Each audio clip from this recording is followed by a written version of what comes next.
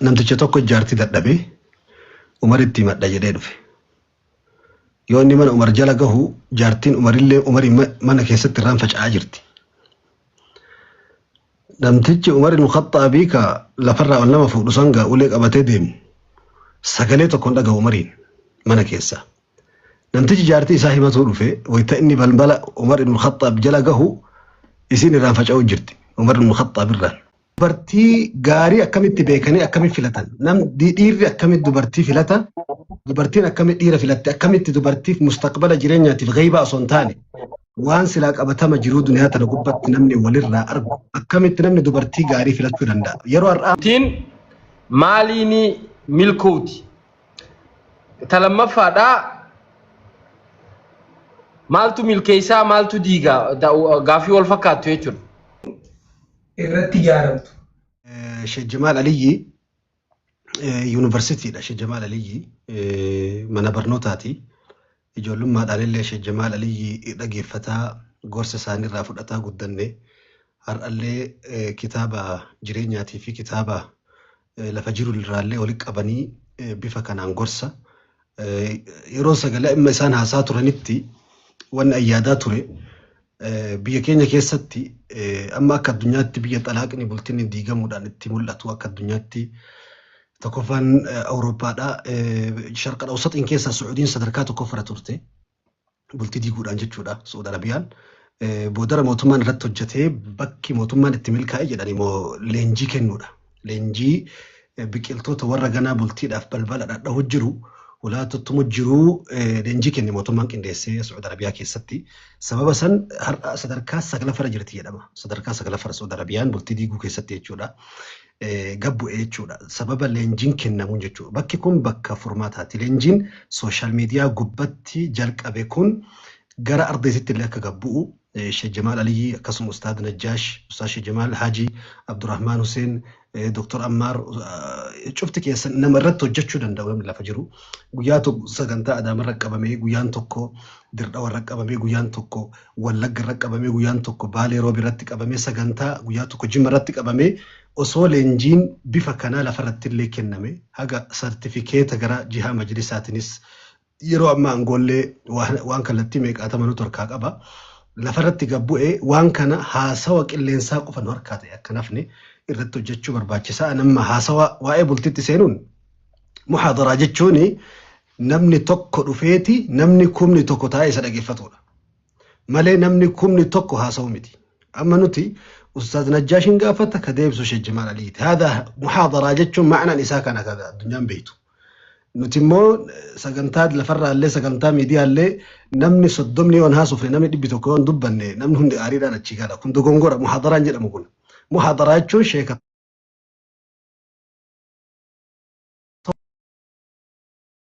deemuudha. Guyyaa har'aan hundi keenya guyyaa dhageeffataa dhufnee isaanii jiga baanu. Hamuummata isaanii taanuudha malee guyyaa barna haasaa warra dabaluu miti. Sagantaan immoo uummanni keenya asirra jirtan wanti nu hubachuu qabdan sagantaan guyyaa takka kana qofaa miti. Tasa dhufnee dhabamuu miti. Sagantaa itti fufaadha. Sagantaa yeroo haga lubbuun jirru itti fuftuudha sagantaan. Haga addunyaa keessa biyyoota Arabaatiif, biyyoota Awuroopaaf, biyyoota Afrikaa keessa illee qaamaan deemuuti idni rabbiitiin. Sagantaa waa'ee bultii qofa osoo hin ta'in waan rakkanne hunda waan har'a sooshaal miidiyaan bultii keenya mootummaa gubbarraa qabee haga sireetitti nu diige jechuudha. Haga siree keessatti nu diige kana balbala malee mana nu seene kanatti waan kana furmaatatti godhuudha. Kallattiin har'a bakka ilmi namaa hundirraa dhalatu bakka namni hundirraa bahu irratti xiyyeeffannee qabxii kana kaasaa jirra malee idni rabbiitiin ganaa irratti hojjenna. Ustaad Najjaash waan itti naa dabaltu waan amma dargaggoonni koomintii jalatti gaggaafatan argaatiin ture gaafii keessa dubartii gaarii akkamitti filatan? Dhiirri akkamitti dubartii filata? Dubartiin akkamitti dhiira filatte? Akkamitti dubartiif mustaqbala jireenyaatiif ghaibaa osoo hin taane waan silaa qabatame dubartii gaarii filachuu danda'a. Yeroo har'aa amma akka gaala 100 kayaa'u keessa kaatiisa sun rabbi dubbatan san taatee dubbiin dachee rabbi martee har'a dubartiidha. Garuu dubartii bultiif taatu namni akkamitti beeka? Dhiira bultiif ta'u namni akkamitti beekuu danda'a? Bareedina fuulaati moo maal laalama qabxii tana jalatti namni hedduun hin gaafata tan itti naa dabale. Sheekh gaafii tana anilleen gaafiitii jetun tanallee itti nu dabala gama boodaatti itti gaafii tanallee ta'uu baattu gaafii tana fakkaatu itti dabaladheetiin ture ammoo sagantaa amma deemu jirtu san hoggaanii fi raawwattan odoon an jidduun seenne gaafii tana deebisaa itti gootan jechuudha. Akkamitti aayiranii fi dahaba adda baafna sibiilli dachii gubbaa guutee akkamitti naasaa fi huccuu gartee qaalii sanii fi huccuu rakishaa huccuu wal fakkaatti hundi dhalaan dubartiin teenya uffata keenya gisa jennee uffata rakishaatii fi uffata qaalii suufaa fi huccuu gartee salbaachaa akkamitti adda baafna tayyattu inshaallah gaafii bareedduudha. Sheekha bakkuma itti dhaabdan irraa itti nuuf fufaa jidduutti isin dhabne itti nu deebi'a.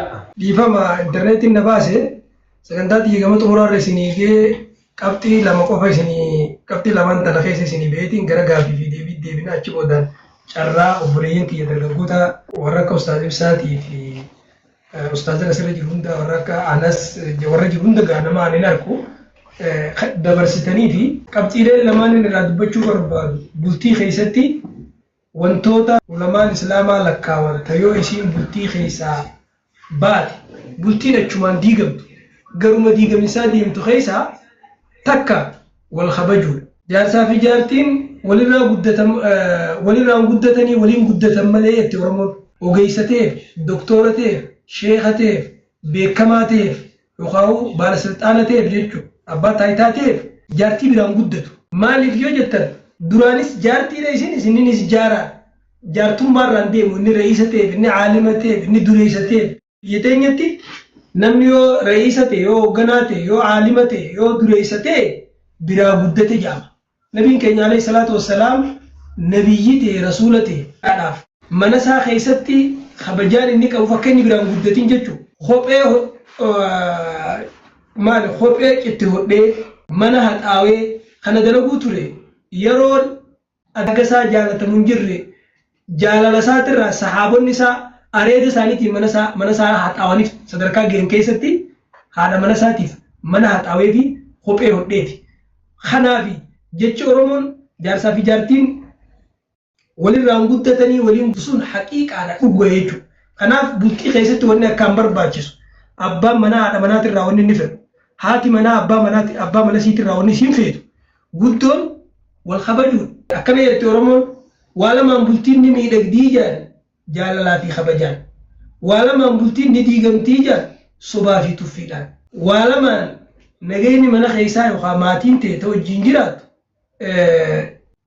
dhiifama walii godhuu fi walii obsuu maqsa biraatti dhiifacha bultiiti jedhamu qoricha bultii dhiifama walii godhuun haati manaa abbaa manaatii dhiifama godhuun abbaan manaa haadha mana isaatiif dhiifama godhuun waa lamaan jaarsaa jaartiin bultii walii tiisanii jiran wal dhageeffachuu wal gargaaruu kun oguu takka illee hafuun qabu jechuudha. Kanaaf nabiin keenya alayhi salaatu wassalaam kophee hodhee mana haxaawee jechuudha. Kana achi beeki waan ciccite hodhuu fi mana haxaawuu achi wanni abbaan manaa haadha manaa gargaaru nafni biddeena rabbuu sulleen tanaa olii beekti qishooma isin kabajarra qabdii hoyi.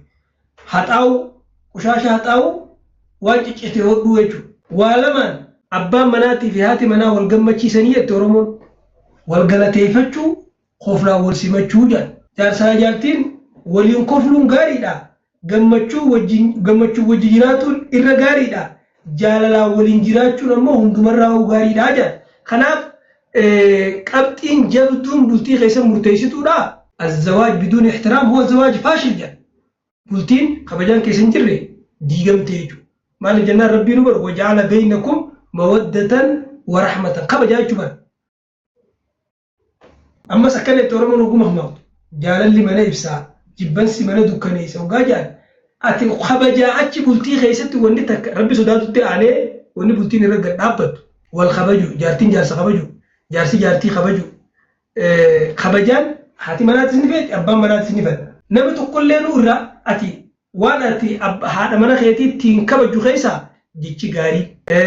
jechi gaariin ati isiin dubbattu akkaataan ati isii ilaaltu bootaan ati isii kennitu hundi kabajaan waan akkana zirzirii sii himneef hin miti mee gabaabsee nabiin keenya alayhi salaatu wassalaam waa'ee kabajaa irratti wanni inni dubbate hadiisuma lama qofa isin yaa'imu kanumaan amma duras dubbanne kaduraa khayrukum li ahli waan khayrukum li ahliin suni kabajaadha kalamada لو كنت آمرا أحدا أن يسجد لأحد لأمرت المرأة أن تسجد لزوجها osoo walii sujuudaa jechuutti kanama ajaju ta'e haadha manaatiin akka abbaan manaati sujuuddu ajajaaji. Kabajaan kana achi hafanii jira. Abbaan manaa haadha manaa isaa biratti caalaa ta'uudhaan nama hundarra caaluunis kabajaan kana achi hafan jiru jechuudha. Kabajaan wal kabajuun bu'uura bultiiti jechuudha. Bultii keessatti bu'uura waan bu'uuraati. Raasal maala kaapitaala jaarsaa jaartii jidduu jiru. Kayoo inni badi gammachuun baddu. Kayoo inni jiraate wanni namni jaarsaa jaartii jidduu barbaadu jaalaltichi boodaan dhufti. Wanni hundi waliirra kutuunichi boodaan dhufti. Waggaa kabajaan dhufte jaalaltiinis dhufti. Kabajaan jiraachuu baannaan jaalaltiinis hin jirtu jechuudha. Jaalalaa fi kabajaan bara akka ija lamaaniiti jedhanii isaan lamaan waan addaan hafuu miti jechuudha. Abbaan manaa haadha mana isaa yoo kabajje, haati manaa abbaa manaa yoo kabajje, bultiin gaafa san ni'maa taati, bashannana taati, bashannana daangaa hin qabne taati. Gariin namaa kabajaan namni kabajaa qabu abbaa manaati jechuudha qofa beeka. Haati manaa kabajamuu qabdu, arrabsamuu qabdi, waan feeti jechuu qabda, kabajaan qabdu jechuudha beeka. Akkasii miti. Haati manaatis kabaja feeti, abbaan manaatis kabaja feeti. Yoo ati nama kabajje namni si kabaja. Gaafa ati haadha mana keetii kabajje, haati mana keetiitis si kabaja. Kabajaa jechuun bara dildila gara qalbii namaatti hin ceeni. Al-ihtiraam huwa al-jisru alladhi yu'baru alayhi ta'buru alayhi al-qulub ila al-mahabba. Dildila yookaan maal jettaniin riqicha namni jaalalatti achi ce'uuni. Akkana jedhu lamaan islaamaa miskiinun summa miskiinun الزوج الذي يحترمه الناس وتستصغره زوجته جان مسكين وجان بلتي خيست إر مسكين نما حواسني على التسخبج خان هاتي منسا من خيست خبجا إسابين قبل إيجان خنافو قبين يمالين نوجين جراچو دنديا واني جيرين خنا برباچو سهدون إرتي وجيراچو دنديا خبجان جراچو بانان أمو وجيراچو دنديا من خيستي خناف إنديريسو خبجا أصمتين دابا قبطين تمورا تنين كاسو بربادو تشبودان غما غافي سني ديبنا سودا ربي تانسي خبجت انسي جچ غاري ولينجو جچ غاري بولتي خيست اكا مرتيسا جالا ليسا جارا خبجا اسا فيدا خبجا بر جچ غاري نمانجو سنرا دفا واي خبجا خيستي ربي القران خيستي وقولوا للناس جچ غاري نمانجو خيستي وقولوا للناس حسنا وكل عبادي يقولوا التي هي احسن قبلتك خيان جتة إرجاري جا عجين نمان جتة غاري جا عجين وقاجو جالس جالتين إسكيسو مجرد إر خبر باتشو جتة غارين كجامو قبول أبا مناتي جانا مناتي الكلمة الطيبة صدق آينان دبين غارين صدق آينان إيجا دبين غارين صدق آتان جار سخيتي جارتي تيدي صدق آسالك ترهق آجين نمني جتة غاري جتون جارتي تيدي يجو إرهدون نما أكو بيسمو بيتنتي أرجعنا كابين ساتين أرجعنا أمو جتة غاري يخاف غلطي فنا يارتي ساتين كون دندو فكينيا وقاشي وادنا جزاك الله خيرا جتوني وخاب حاتي من أبا منات جزاك الله خيرا الله يرضى عنك بارك الله فيك الله يحفظك لي برجع كناخن ربي سيهاتي سلاف جزا ربي سيها خفر ربي سرها جالة يجون أتي قلقل وقام نقل تجارتين تي من خيستي الله يرضى عنك الله يحفظك لي جنان تعبني أتي وياخنا تقولتي في تشكي في تشنكي الدنيا تنا أتشمتي دارابو بين فوتيتات يجو أكاس ممس حاجة في تيوب وياك مجد تقولتي وقاتي من قلت جيتشك قلبي نمج أبسط تقو إسين سين جنان أتشمتي ونندنو دارابو بين فوتيتات بشام بيينك أمتات يجو فكينيا جيتشك غاري وقاجا نمو وارسا غاري كبا أكن يوم خيساسني خفلو تي أني بربك قدان سيف كبا أتي أنسك أبا جنبر أنا في نعمة الحمد لله يوسين سنجد أتي جارتي قفا متناف شريخ جروخيات خيساو بك إلمان دقينت هاتي تيسن إرغودا نماتي نبرت بك قدان كباف أكا إسينيس دقيسوت أكا إلمانيس دقينت إلمانيس غافسن جالا لبرتن غافسن كبجا برتن نما برات اللي قباني على كبجر أمة سانيت اللي أبا سانيت اللي غافسن كبجر خنافو جتشي غارين أبا منا هذا منات إنجو جتشي غارين هاتي منا أبا منات إنجت وني تكلم بولتي تنخيست وني إسانير بولتي قدام جتشي سانير بولتي قدام وني بولتي سانير تلشونجرت أكيد العلماء الإسلام كل يوم يمر على الزوجين بلا كلمة طيبة بين الزوجين خسارة لا يشعران بها إلا بعد زمن جان ويانتوك هذا مناتي في أبا مناجي دوخا أدوم باتي تقيتو وصو جيتش غاري تقولين جن خدا قبام سوفليتي جيتش غارين أبا منا هذا مناتي نجو jechi gaariin haati manaa abbaa manaatiin jettu bultii keessatti akkam murteessaan akkasuma ammas faallaan kanaa jechi haamaan fuudhuu baadhe osoo sitti heerumuu baadhe osoo si beekuu baadhe jechuun jecha qalbii nama madeessu jecha bultii tana waggaa tokko maal jettaniin vaayirasatti naqee jaamsu jechuudha. Waan ati ama diidami diide ijaarte guyyaa tokko diiguu jechuudha. Waan ati biqilchite gubuu yookaan haamuu jechuudha. Kanaaf jechi haamaan akkanaatis akkasumatti jecha gaarii jechuun jecha hamaaf irraa eegi jechuudha. Jecha hamaaf irraa eegi jechuun jecha gaarii jiini jechuudha. Fakkeenyaaf jecha tokko waan amma namni mummoo waliin jiru warri magaalaa alla wallee jira. Ana ma'aki ansi wajjin hin jira. Siifin jira jechuun wani takkallee wani si echaaf hin jirtu.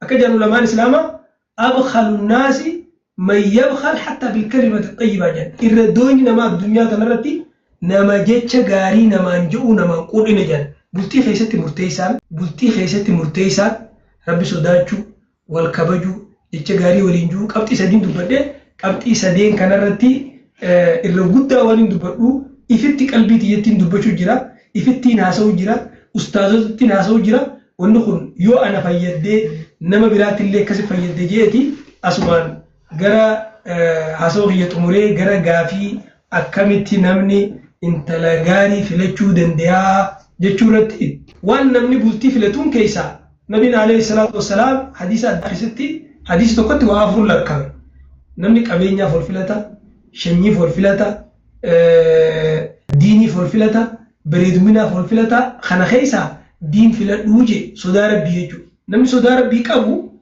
kaan ilaallatiin jechuun mi beeku wantoota filatamu kana keessaa tadhabuun qabne diin saniin dhabinii jechuudha. Waan biraa guutuu siif guutamuu dandeessi. Waan biraa dhiisuu dandeessi. Diin dhiisuu hin dandeessu. Waan biraa dhiisuu dandeessi. Diin dhiisuu hin dandeessu. Waan biraa. Ayyee. Kanaafuu waa afur dubbatee afran san keessaa namni qabeenyaaf ol fuudhu, gosaaf shanyiif ol fuudhu, akkasuma bareedinaaf ol fuudhu, diiniif ol fuudhu, fasfar bizaati diin wa'illaa taribati yadaa ka'e. Filannoon kee kana sadan qabattee kaati dhabuu hin dandeenye diinaa ta'uu diin irratti waan feete dabalachuu dandeessa. Hadiisa biraatti ijaajaa akkuma tardoora diinoo wakuluqoo fazawujuu jee kunuqa dubbate amala gaarii dubbate waan wallaanamuu hin dandeenye mas amalliin isa akkasuma.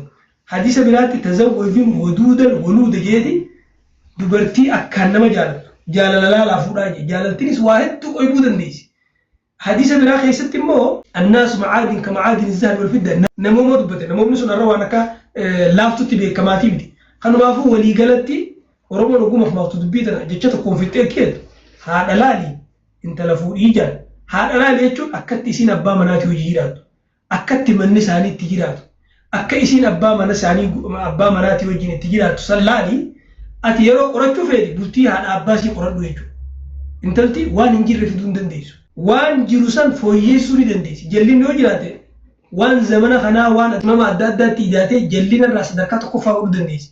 Qaceelloo haadha abbaan sii qaban san qimamaa fi waan adda addaatti barattee itti qorattee itti dubbistee itti leenjitee sadarkaa sanii ol godhuu dandeessi. Kanaafuu akkaataan itti intala gaarii filachuu danda'an akkaataan itti filannoo gurbaa gaarii filachuu danda'an bultii isaanii ilaalaniiti. Haadha abbaan isaanii yoo warra rakkoo adda addaa irra wal dabarsu ta'e irra guddaa namni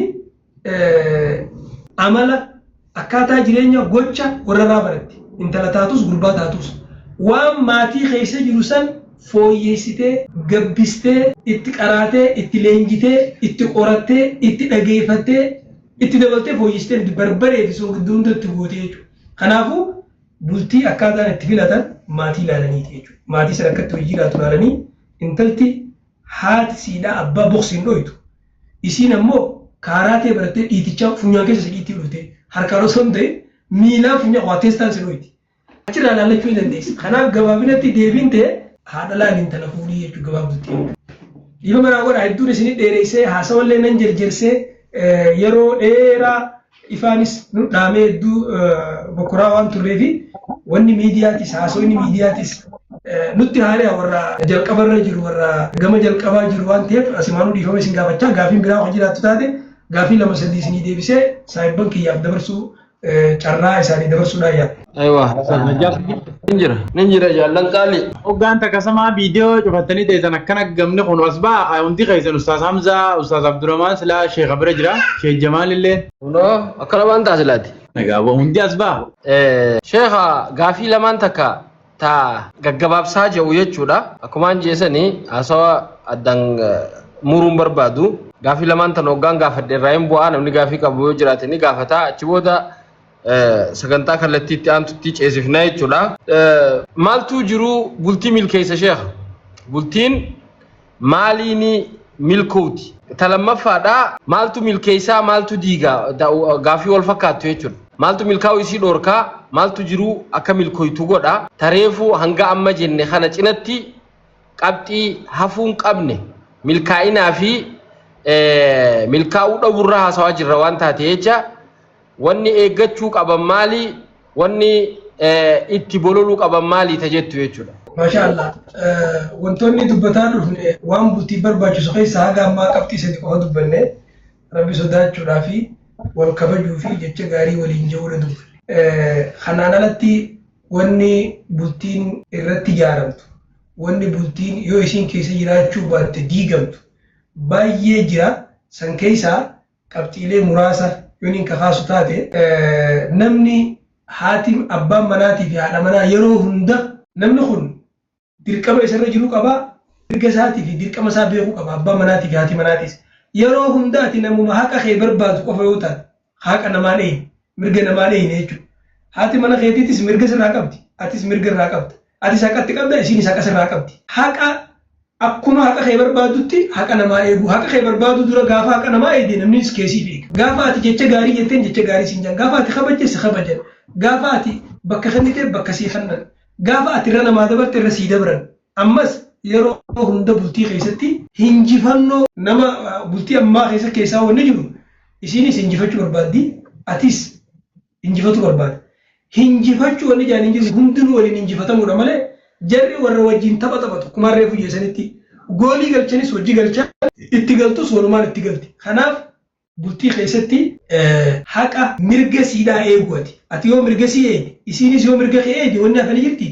Waan isin sirraa barbaaddu yoo gooteef isiinis waan ati irraa barbaaddu yoo gooteef kanaan alatti beeki amma bultii keessatti hin seenne beeki dallee wasiitti irraa haasa'u jira keessaa wajjin seenne madura. Haqni jaartiin jaarsarraa qabdu haqa jaarsi jaartii irraa qabu lakkoon yoo beekima. Dallee irra jirra maal haqa waan wanni mana keessatti affeelamu waan hedduudha. Kanaafuu wanni jechi tokko gochi tokko bultii tana waan feete dalaydee balleessuu dandeessi. Amma namoonni tokko bargaa sumatti heerumeetiin hireen tiyya baddee hireen tiyya ni baddee yoo siin jette mantaltee ati fuute jechuudha. Namitti isin hojii zalaalama akkamitti jiraata? Isiin hireen sii baddee hiree sii balleessite ati sii fuudhuudhaani. Sitti heerumuun warri keenya na jibbee yoo jette. Sababaan sitti heerumetti warri keenya duraan biyya alaa si geessina naan jaanii yaada qabanii achumaan na jibbanii yoo siin jette. Amma soo iccitiiti yoo baafte satrii dheennee mijaarsa jaartii waliif satrii dheenne hammeenya kee yoo gabbaatee dubbatte waan ati gootuuf hundarra yoo siin galateeffan amma mataa wal galateeffachuun qoftiin waluma galateeffachuun jechuun wahuma ati goote wahuma sii goote hundarratti shukran yoo jette wal faarsuun alaal amma akkuma wal arrabsuun jirtutti wal faarsuun jirti beeku wanti walii faalla deemti wal faarsuun bultii jaartii wal arrabsuun bultii diiti wal galateeffachuun bultii jaartii wal galateeffachuu dhabuu waan goote irratti bakka walii kennuu dhabuun bultii dhiigaa deemti. Kanaaf wantoonni qabxiilee hedduu jira haga qabxii 10 jechuudha. Carraa warra ilaa hanga ammaatti sa'a dheertuun dhageeffatee kanas hin gubnu gaafii teetan yoo sii deebise asumaanuu yoo ustaazanii fi warra gheebitti amanee eegasii guyyaa keessatti dhufe kan jenne sanitti osoo dabarsitanii. Obaasanii jiran dhugee jiraarra takka dhugee ittiin bokokiyaa ittiin hafan adda'u tokko ammoo ittiin fayyaan isaa achiin haa ba'u. Dawaan har'a bakka bultii kana akkanatti qopheessanii damma ummanni qabu mammaaksa ummanni qabu wajji qabatama ummanni keenya keessa jiru wajji bifa kanaan qindeessanii namaa dhiheessuuni rabbi biraa kennama gaafa qabdii malee waan namni illee danda'u miti rabbiin umrii keessan isin haa kaa'u. Ittaansee Gadaa Umar ibn Khattab keessa namticha tokko jaartii dadhabe Umar itti madda jedhee dhufe. يوني من عمر جلقه جارتين عمر اللي عمر من كيست الران فجأة جرتي لم تجي عمر المخطأ بيك لفرع ولا ما فوق سانغا ولك أبتي ديم سكليتو كون دغ عمرين من كيسا لم تجي جارتي صاحبة توفي ويتأني بالبلا عمر بن الخطاب جلقه يسين الران فجأة جرتي عمر بن الخطاب الران لم تجي أفانك أبتي في عمري أمبيكو سنتو عمري ألتونا من ديفني هر أساقلي دبرتي جارتي سألت دقه مالته عمرين كنت تسقب باي أنا مالتو نتوك جارتي تيهمتشو في جدي وفي الرقرقالي يرون في الرقرقالو مين اللي إسالة فشكو يسيتيتي عمر ألك منك يساسقلي سألت دقه قباي بالبلا سانكا بنيو يتني قبه نمتو تشاچي قرقالي دي ماجره هاي جدين أسديبي جدين انديبي دفتيه هلاجة لقيسي مالتو في أسديبي سجدين jennaan bar jaartiti ya dadhabee sitti himadha jedhee wayitaan dhufu teetu mataa gubbaan si faca'aa jirteedhe. Umar ibn Khattaab an alabbee kusantu antuuta bishaan bu'ee jechuun qimee dhabamee Umar ibn Khattaab dhabamee isin jiraatte. Ani kam himachuu dhufa an Umarii an beeku sun osoo akkana ta'u an kam himachuu dhufa ofirraa garagalee jedhe. Umar ibn Khattaab waan jedheen radiyallahu anhu ardaah gara akaakayyoota haadhaatiin gara keenya kana deebi'aa beektu Umar ibn Khattaab kuni Umar ibn Khattaab ibn نفيل ابن عبد العزة جرى كان نفيلي في خطاب اللي نمي ده دبرتها بشاتي وان جرين ور الخطاب والنسي الان ودينا وانا نكسج الاسيف لولو ولا اللي له ولا اللي قرو قالت اسين ناغوت الدجاج تشكي علينا جل اسيس عمر بن الخطاب ابد جل قلت غراكي يا ابد نقبتك ابنيستي ibidda shahwaa gabbaasee alanna salphismana keessatti na sattarteedhe. Ilmaan babbareeda lu'lu'a fakkaattu oomishtee naa kennite jedheen. Uffata kiyya miiccitee alanna bareechite jedheen. Ka isiin kan hunda naa goote sabaabuhaa saraab jedhee arrabni isiitu mutumti isaa qayyootaa fi bishaan fakkaatu malee homaa nan godhu arraba obsuu fi dadhabe jedheen jecha. Gocha hagas gahu dirqama rabbi sirran kaa'in meeqaatama naa taate.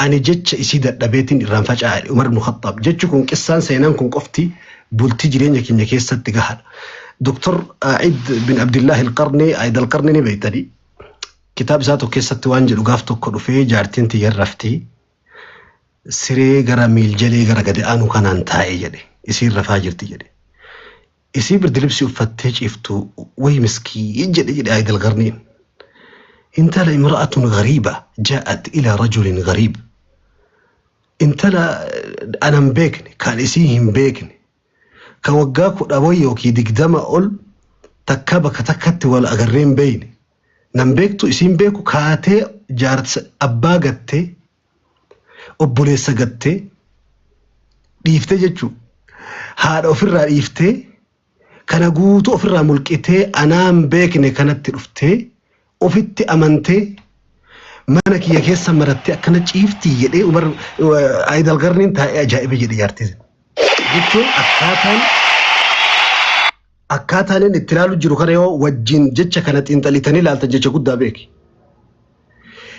إيش يدي عيد القرنين أني إسي مانا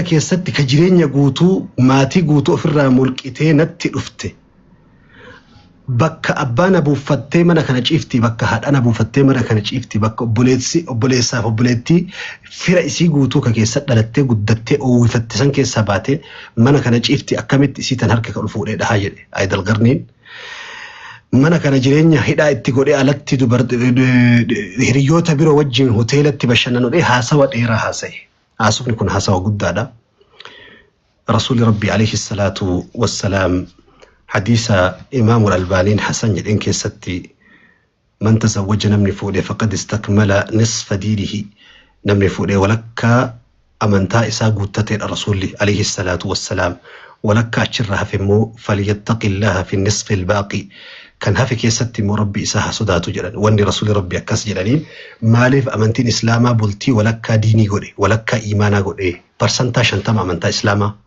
أكنا برسنتا شنتم إيمانا جيسي وانتي قد افجدان علماءني بلبلا لما بلبلا اتين البنا ما جهنم النمو بلبلا لما شفتي جدان جارتي يوكين بلتين بلبل توكو بلبلا أفان كاناتي inni kun kamiila lamaan jidduu inni kun kan afaan hidhii lamaan jidduu kana balbala lama shahwaan ilmi nama ittiin jahannamin seenu isa kana jedhan lamaan kana cufti jaartii lammaffaa bakki laboraatooriin amala nama akka reef Jamaal Aliyyi jedhan laboraatooriin amala nama bakki ilmi nama itti gulaalamu haqiiqaan nama itti baatu bulti keessatti hiriyaa kee alatti waliin jiraattu hojjetaa wajjin alatti dalagattu daqiiqaa muraasaaf guyyaa muraasaaf wajjin turuu dandeetta yeroo san keessa amala kee gubataa fi danfaa san of keessa gadi dhoksitee daqiiqaa muraasaaf wajjin jiraattee dabruu dandeessa garuu nama sa'aa 24 mana keessa waliin jiraattu nama sa'aa 24 mana keessa waliin jiraattu nama sa'aa 24 amala walii argaa jiraattu biratti obsa dhugaa rahmatummaa dhugaa walqixxummaa dhugaa wareegama dhugaa amaanaa dhugaa akhlaaqa dhugaa san jaartitee biratti ol baati kanaaf rasuuli rabbi alayhi salaatu wassalaam irra filamaan keessa rabbiin biratti dubbii hamaa beeki irra filamaan keessa rabbiin biratti nama irra filamaa keessan ta'e jaartii bira jira rasuul dubbii laafaa miti bara bakki rasuul itti kuffise laal dubbii kanatti hin kufe makhluuqni yookiin bakki itti najaa bahe asii jechuudha irra filamaan keessan ani irra filamaa keessan addunyaa keessa jaartii haadha warraa kiyyaaf irra filamaa keessan jedha rasuuli rabbi alayhi salaatu wassalaam inni sadaffaadha wanti walakkaa amantii godheef wanti walakkaa parsantaa imaana walakkaa godheef amantiin rasuuli rabbi alayhi salaatu wassalaam bultiin